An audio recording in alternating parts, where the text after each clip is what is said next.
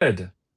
So we're on Substack. I love that we're both on Substack, and going live on Substack has been like the best thing for me. I know this is like a writing platform, how it Hmm. started, but I think that writers and being in community with everyone is great when we can also do this because what comes out afterwards is amazing. Have you gone live yet on Substack? It has been a really long time. I went live, I guess it's been over a year now. My first was with author Joe Piazza, whose new book came out this week, The Parisian Heist, and you're number two. I So love her books. it's great She's company. hysterical. I didn't know that she was working on a second one, so thank you for that. I'll Yeah. look out So for that.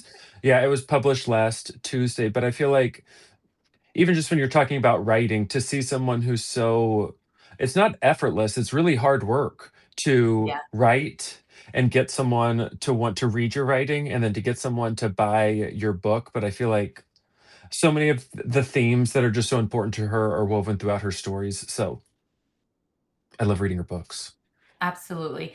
And it's so funny because you have a huge audience, all of your lovely followers follow you because you're Tidy Dad.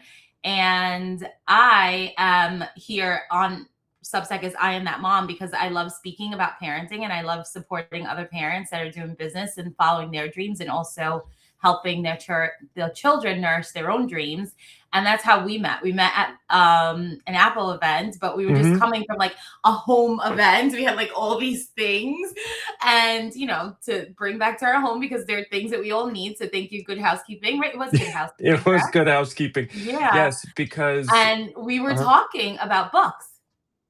yeah, which, because I think that that is what is still so needed in today's society, that I think that we are involved in a lot of different like influencer circles. We see each other at events all the time, which is really great, but I do feel like the heart of what we're trying to do is the writing and the messaging, and it transcends any sort of social media algorithm. I was talking to somebody a few weeks ago, and it was like social media really is this new phenomenon that even when we think about pandemic to now, the landscape has changed so much. But yet, what has always been true is writing and storytelling. That long Yes. before the dawn of social media, writers were putting books out into the world, and there were messages and ideas that long sort of transcended that sort of flash in the pan of when the book came out. And so I think that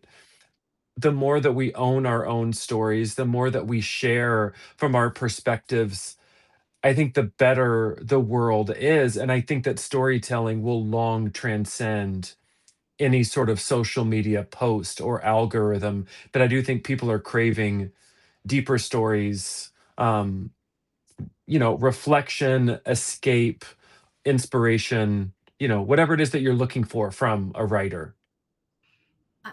Yeah, I agree with you. And you said it. The storytelling aspect of it is what it's endless, it's forever. And I think with all new things, even when you're starting your own small business, it takes a while before the pure messaging of what you're doing comes to life. And I think that's what storytelling has become now in social media. It's like, Hmm. oh, this is what it's all about. And like now Hmm. things are meshing and creators and large media and ad service. For a while it was like, oh, everyone just get on these platforms and just do these things. And but the root of it is that everyone's there. I agree with you. And I think that that's what we're seeing now is storytelling is the meat of it all. It's like, where else can we go to tell our story? Where else can we read our story? Where else can we find humor, emotion, love, connection, meet people, right? Hmm. So Hmm. I agree. I think storytelling is endless. It's a part of our history. It will always be there. And for the people who are writers or dream to be writers, I always say, like, I didn't get a publishing deal. I feel like I should start a dear publisher, like dear publishing house that I love once wanted to be a part of, just because you still need to show up and give your gifts, whether or not you have someone signing a check or giving you a deal or a contract. Like Hmm. it's the storytelling part that lives on. And I'm grateful for social media. I know like I'm a part of Meta Parents and We all want the safety parts of social media. Something new is always, scary because you don't know whose hands it could Mhm. get into the wrong hands. Mhm. But I appreciate these platforms. I think they're amazing. I appreciate everyone who shows up and gives their gifts that they have and share their voices. I love how you show up.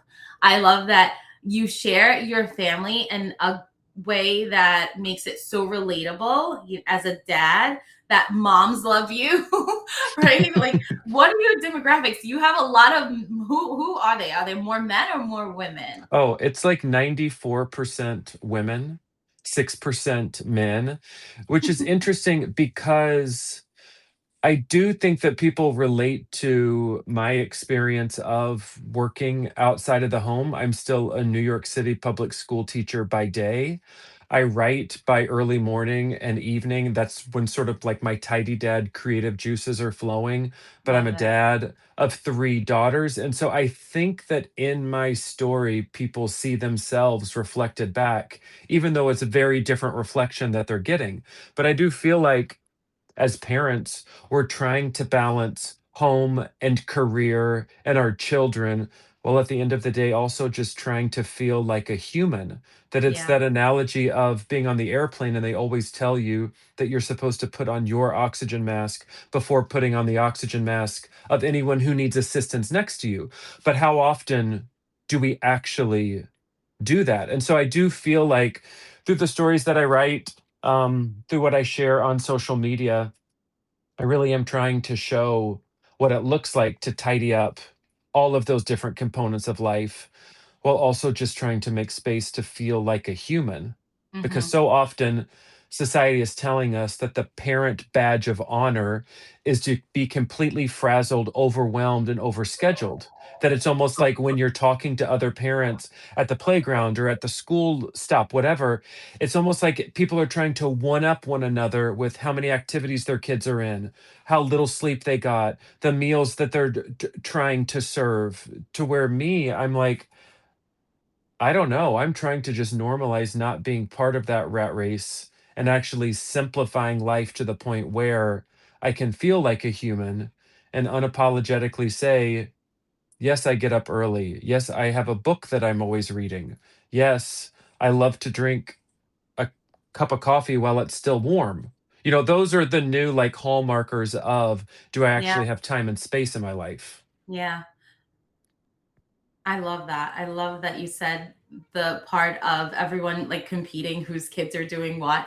I recently read I recently read that people who show up in a way where they feel they have to show that no, I'm not getting any rest, or you give a compliment and they're like, oh, this whole thing is just cheap. Oh, I haven't, my hair Mhm, doesn't mhm, look good. mhm, It's been like that forever. It's because they still have this acceptance of they like they're not accepting that things are going okay. Like it mhm, can be okay. Like we're so mhm, used to the run, run, run, and we have to show everybody that hard work is the way to do it. It's like, no, no, because if you're a parent and you want your child to have an easier, more good nervous, what is this? Nervous system, mhm. then we want to allow them to have ease, right? It's okay to say, yeah, I just, we're only doing this summer. We're just going to do one activity. Oh, Mhm. we'll hang out in the park whenever we have free time. Like it doesn't have to be the rat race of competing and who's working harder than who. I For don't know who sure, thinks that, and but it's a sad thing. it reminds me of the saying of the, like, "Must be nice," that people are Mm, like, "Oh, well, it must be nice that you're able yes. to fit in X, Y, or Z," and I've now started to say back, "No, it actually is nice." Like, it actually is possible, but how do you reduce, or declutter to the point where you're able to make space for what matters most? And I feel Yeah. like, you know, people ask us all the time because we live in a 750 square foot apartment in New York City during the school year. We have a cottage in Pennsylvania in the summertime. And people are always like, Congratulations on the New York Times. That thanks. spread is beautiful. Thanks. Yes. No, we were in the New York Times this week because our story is sort of unique where we rent our primary home. We've purchased the second home outside of the city, so we technically own our second home first, but I walk 5 blocks to school every day to Mhm. work. My Mhm. children go to the same school where I attend. It means that school starts at 8 o'clock. Contract wise, I have to be at the door at 8 o'clock. So I leave my apartment at 7:50, which gives me just enough time to walk to Yeah. school, walk upstairs, move my time card. Um, I then take my children home with me in the afternoons. Yeah. So what we give up in square footage, I've more than made up for in the other parts of my life because I have Yeah. coworkers who live on Long Island. They're commuting hours every day to school and from school. And so when people say, well, it must be nice to be able to sit and read your book in the mornings, I'm like, yeah, because I'm not sitting in a car driving to school. It must be nice to get your workout in before school. Yes, because when I wake up, I don't have to then sit in a car and spend hours and hours driving. So I Yeah. think we all have a finite amount of resources. It's just identifying what matters to you most. And again, then making space for it and silencing the criticism or critique or the questions of, or the comments of, oh, that must be nice from Yeah. the other people who are around you. Yeah. And that must be nice has been around forever. So it's so funny. Back on a play of words, it's like we grow up learning these words and they are like ingrained in our brains from Uh-huh. generation to generation. And you just automatically, whether or not the person says those exact words, we know that formula, Well, right? and that must be nice. There's inherent judgment to that. I'm You know, like in the it's not actually someone saying, "Oh, that must be so nice." No, it's what are sorry. My dog is like, no, it's fine. It's like people are trying to sort of knock at even something that they may want or envy from you, but somehow trying to make it seem like it's not that important. yeah. I wanted to say though, you mentioned something about we were talking about the demographics between men and women, Mhm, and I feel like strategy, maybe the strategy is a little different. And I don't know, the makeup, men and women are so different, and we have different ways that we show up every day and how we organize our days. But I feel like when you're strategic about something, women, we like to, and I've met your mom, so I have to say that she probably instilled some of that on you. She's to the T, like adorable, perfect, yeah. tidy. Like I could imagine growing up with her. She's adorable. Um, but when you're strategic about things, I think women gravitate towards that part because that's the feminine part of us. But then there's Mhm, the masculine part of women. I also read this that we have like in finance, like women uh, goals are equal parts max feminine and masculine. So it's like we gravitate towards strategy. Like, oh, you have a good strategy. Like we like the way you do this. And like I'm pretty sure a lot of women are also telling their husbands to follow some of the things that you say because you say some amazing things as a husband, I think. y yeah, mhm. Well, and it's interesting because I think that men and women's sort of social media consumption is very different. That I have a lot of it'll be interesting what storylines or anecdotes that I share sort of get the male response Hmm. versus women who have all of these questions. And if you even just looked at my DMs, it's like men ask the one very pointed question, and then Yeah. women want the deeper dive, be it the Yes. like, can you tell me actually about your vacuum cleaner and all of these things that you want? Whereas men are like, what was that workout routine that you did? Can you just send me that direct video? So it's Yeah. interesting what aspects of tidying up your life actually resonate with people differently. But even my own story of being a teacher, moving into school administration and taking on that additional positional power and then returning back to the classroom and sort of foregoing this like straight lined career path. It's interesting the overwhelming response that I always get from both men and women who are like, just thank you so much for Yeah. giving me permission to at least think about a similar decision. Or Yeah.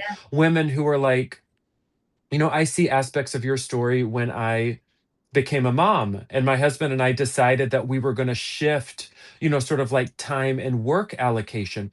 Or women who are like, I'm sending my story to my husband because he's absolutely miserable and I don't want to see him miserable for the Wow. next 15, 20 years. So it's Yeah. always interesting what people gravitate towards, but that again goes back to storytelling. Yeah. And it was advice that I got years ago when I was working on my book proposal, which a book proposal comes before you write the book. You know, it's the outline of what you're going to do. But I met with this editor and she was like, what is, before she had read the proposal, but she was like, I want to hear from you.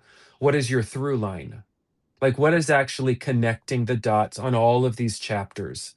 And it was fascinating to think about that concept of through line and Yeah. what exactly it is for any sort of online persona or book that you're trying to write or storytelling, because what readers want is that consistent through line that goes throughout the book. And I'm Yeah. reading one right now called Lessons in Chemistry, which it's been on the top of lots of different like bestseller lists. It's a fiction book, but it's about these 1960s female scientist who suddenly finds herself as being this TV chef. She's now like teaching largely women how to prepare meals at home. And it's fascinating because the through line of the book and for her is really this idea of female empowerment, and men can't tell women what they can be or should be. And Okay. that permeates. I'm now 250 pages in, and I am rooting for her because I'm like, are you going to be able to truly take down this patriarchy that you have identified? And I feel Yeah. like that through line is what gets us as readers to want to root for these characters, Yeah. which is different from a book like Yesteryear. I don't know if you've read it. It's been all over the New York Times bestseller list. People on this live right now may have read it, but that was a really difficult book for me because there was this through line. What happens when you don't agree with the through line of the Yeah. book or when it shifts or changes? So that's just a fascinating sort of like writer Yeah. tidbit that I was given, but Yeah. actually has been so helpful for my own writing. That's so interesting because I wonder because it is on the New York Times best yesteryear. Was it awarded for? Yeah, right. It's yes, it still is on the list. It's been weeks and Yeah, weeks and weeks. I think it's just like the perspective of the reader, Mhm, right? Um, I do like a clear through line as well because I feel like when you're a person that is, I don't know, I'm an empath. So like if I find a character that I gravitate with in a story, I'm just like I want to know what happens till the end, and I'm rooting for them until the end, and like mhm. I want to know more about it. So yes, I like to deep dive and have a good straight through line. I'm also that kind of reader and writer. I love that. And then of Mhm. course I always like to see the main character win. Yes, So which yes. so true, so true. So I on another platform or just like overall, I started to share Sunday resets, and maybe I'll do more here. And I think that the reason why I'm sharing that is because we're talking about reading and writing and being intentional and the strategies. And I feel like there's so many times that we don't know how to show up for ourselves or how to, we look for inspiration, and that's why there's social media following, and that's why people ask you so many questions. But I think that when you share the simple parts of things, not to make them complicated, or when you start to do those practices is when you become clear yourself.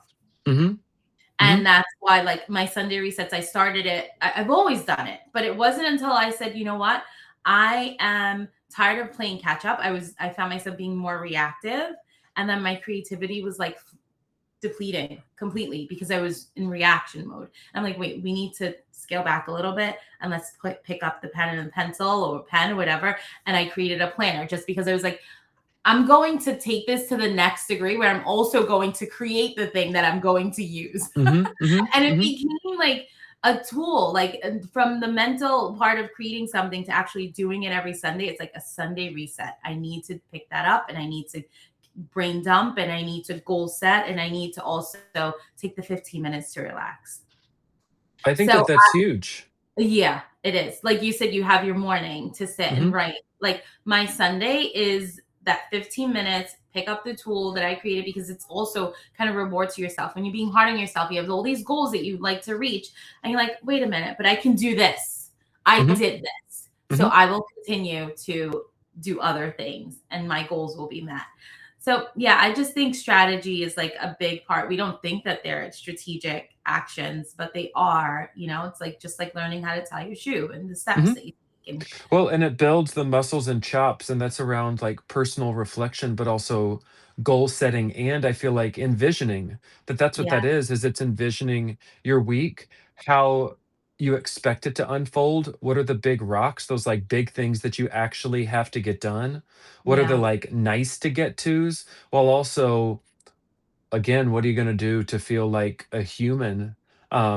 And I feel like when you have those planning sessions, it really is training ground for when life suddenly feels like it's a dumpster fire, which we all yeah. have those moments. But it's like you have to be able to step back and assess, what do I actually need to do in the moment to deal with X, Y, or Z that's unfolding? Because undoubtedly, even the most planned, proactive, strategic people, you're going to have moments in life where everything starts to break down. Oh yeah. Oh yeah. But I think having that time, you always get back to that routine. Like, they say, "Oh, you become complacent when you have a routine." Routines are good. Sometimes it's good to have a routine because that's our calm, like our Mhm. calm moment where, our nervous system once again can calm down. And do you plan? Do you journal? Do you write down things? I do. I have a writer's notebook. That's what I call it, that I always go to, where I sort of have my like running list of ideas. I use my notes app and I voice memo a lot to myself in my phone, but I do find that there's something really nice about the physical pencil and paper that I'm gonna send you a oftentimes. planner, Tyler. Ooh, yes, great. Um, that for me, it's like the pencil and paper.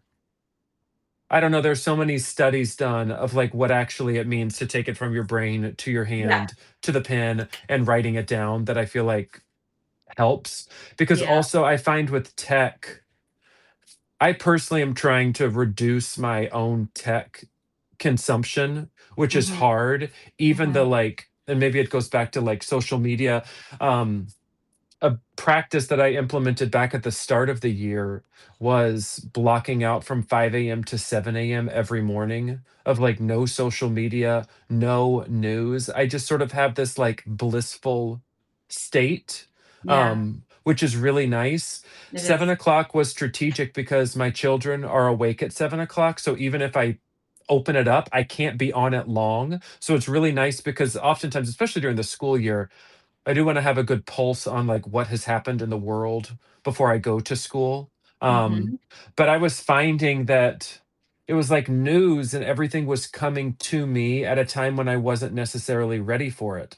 I had Yeah. to unfollow all news organizations. I had to completely reset my algorithm, and it took a while, but now, really, social media, I'm blissfully unaware of, like, everything that's going on in the world, which is really nice. And then I Because go to my trusted news sources when I actually want to yes. consume the news, because I am an educated person. I want to know what's going on, but I Mhm. think there's a huge difference between just being bombarded with everything and all of these messages when you Yeah. aren't necessarily in that mind space to hear it and receive it. Yeah, you're right. I think being present, knowing that you're going to set your day doing something completely different. You're not going to sit into a newsroom or sit down and write about the news. You're doing something completely different. And being present in that moment, having all of that bombarded on you could be a complete distraction. So I love that you did that. And it's funny that you say about the algorithm, because I remember during the Knicks, championship, the whole win, everyone was sharing the crazy things that were happening at the parade, and I was getting all these victory love messages, and I'm like, oh, thank you, algorithm, because Right. obviously I'm not interested in any of the fights that are happening or the Right. riots. Which is really nice. That, yeah, when Mhm. you look at my, like, explore page these days, it's like protein recipes, men's fashion, um, life skills with kids, Yeah. it's like travel. it's like things that actually sort of enhance and educate me, which I think is a cool thing about social media, which again, it's very different from what it probably was, 6 to 8 months ago. And so I Absolutely. think allowing yourself to have those resets are really important and, It's so good. sort of controlling the content that you consume. Yeah. It's like what you consume is how you bloom. I love that. That's so great, which is Yeah, true. we'll write that down. Maybe that'll be our title that we share out in the world. Yes. What you consume Yes. is how you bloom. Yes. So, Tyler, I once again I'm celebrating my son's 10th birthday today. I didn't open up with that, but That's today he huge. turns 10 and we're having a little party, hopefully weather permitting. There's a blow up thing happening outside. I love to just, this is my planner here. You see the post-it here? It'll go in there eventually. But I love to ask, what are you planning for yourself? Ooh, planning for myself. Hmm. I mean, one thing that we're looking forward to this summer, I turned 40 in June, my wife's turning 40 in August, and so we're taking our, like, When's your second birthday? August what? her her birthday is August 23rd, Oh, okay. Happy birthday, you but guys. we this is our, like, second we're planning our second trip that we've taken, like, away from our children. So we're Mhm. going to Bermuda because we wanted somewhere that felt tropical, but it was only a couple hours away. So because my mom's coming up to watch the girls, and I was like, I don't want to waste any travel time. Yeah, Because we were like, do you go to Hawaii? Where do you go? The Caribbean. And I was like, let's find a place 2 hours away. So that's that is what perfect. we're planning. And I do feel like it's hard. When we plan vacations with our kids, I feel like everything is so scoped out. But Hmm. with this, it's been sort of on the back burner, but that's something that we're like working on because it's big. Turning 40 is this big mental mind shift. I just being on the other side of 40, I'm only a month in, but being on the other side of that birthday was so much better than the anticipation because there was so much buildup. Yeah, So we are looking forward to just getting away together and having fun without our kids, I'm which excited feels for you weird, guys. but Yeah. I just I love them, but I want to be away from them. No, that's so good. I did it once. We did it once just over the winter for one night. And it was like, what in the world is this? Like Yeah, because you have time and no mhm. one's screaming at you. And you can Yeah. like read your book or just go for a walk. Yeah. Have a nice cocktail and not think about what the consequences are going to be. Yeah. Yeah. And it's like personality shrinkage. It's just the two of us again. There aren't, we're a family of five also, plus the dog. So you never Yeah, know so which it's yes, no, personality. it's a lot. It's a lot. So I love that you guys are planning that. So that's not just for you, but that's also for your partner and your wonderful Yeah. wife. So that is like when you're a good person, you're happy when everyone's happy. So Yeah. love that, Tyler. We do 30 minutes here on I Am That Mom on Substack, and I think it's been a wonderful 30 minutes. What do you Well, think? thanks for having me. Yes, and I Of hope that your course. son has the best birthday. 10 is a huge moment that He's feeling it. it's like such a big milestone. So hopefully we're in our cottage in Pennsylvania. We just got the huge rainstorms. So they're coming your direction. So hopefully they blow over so that you can have a great birthday party. But rain is also supposed to be what, good luck or something? Yeah. Like They it's so all the best. All the All the best. best. All the All the best. best. It'll work out anyway. It Right? It's will. It still his will. birthday. That's it. So give hugs and kisses to everyone. Thank you so I much for will. being Thanks for here. having me. Thanks Of for having course. me. And we'll see each And other again in New York yes, we City will. this fall. I will see you. Yes. All right. Chat later. Bye, Tyler. Bye.